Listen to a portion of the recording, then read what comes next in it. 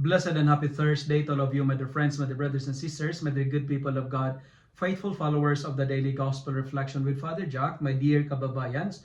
Today is February 20, 2025, and today is Thursday within the 6th week in Ordinary Time, Year C. Today's Gospel is from the beautiful and the wonderful account of the Gospel of Mark, chapter 8, verses 27 to 33.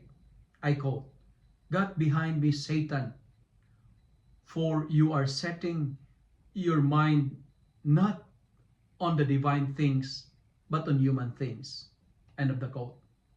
In today's Gospel, Peter was called Satan after being praised by Jesus.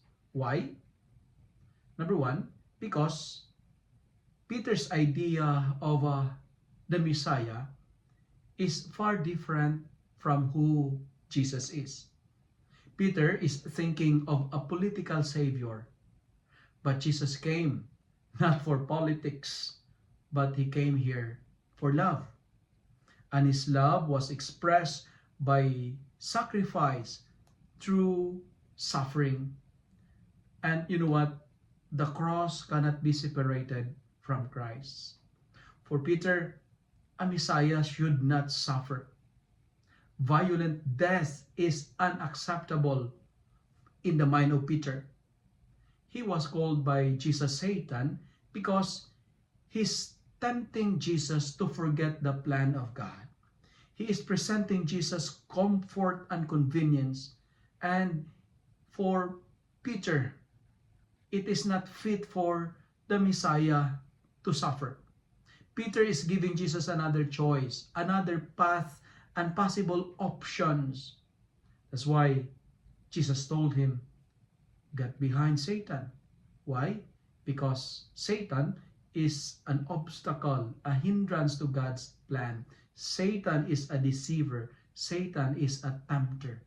That's why he was called Satan, because Peter is tempting Jesus. The mind of Peter is like this: Jesus, please abandon the path of suffering, because a Messiah should not suffer. In short, Peter failed to understand the mission of Jesus, because the gospel for today is presenting us that our Savior, our Messiah, is a suffering servant. In our life, sometimes, you know what, my dear friends, my dear brothers and sisters, we behave and act like Peter, right? In what way? There are moments in our life that we love to entertain the crown rather than the cross. We abandon the cross and we would like convenience, we would like comfort, we would like the crown.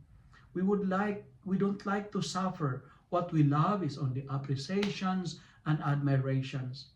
We enjoy the triumph without trials. We love the crown, but we hate the cross. We love victories, but we are scared of pains and failures. In short, we love the easy way. But that's not the way of the Lord. Satan is only after of the crown. He's only after of the praises, but he is allergic to the cross. That's why, my dear friends, the more we avoid suffering, the more we suffer. Follow the Lord. Take up the cross and follow him. As a conclusion, my dear friends, let me have the following suggestion. Listen to the promises of God rather than the empty promises of Satan. We need to accept difficulties with joy.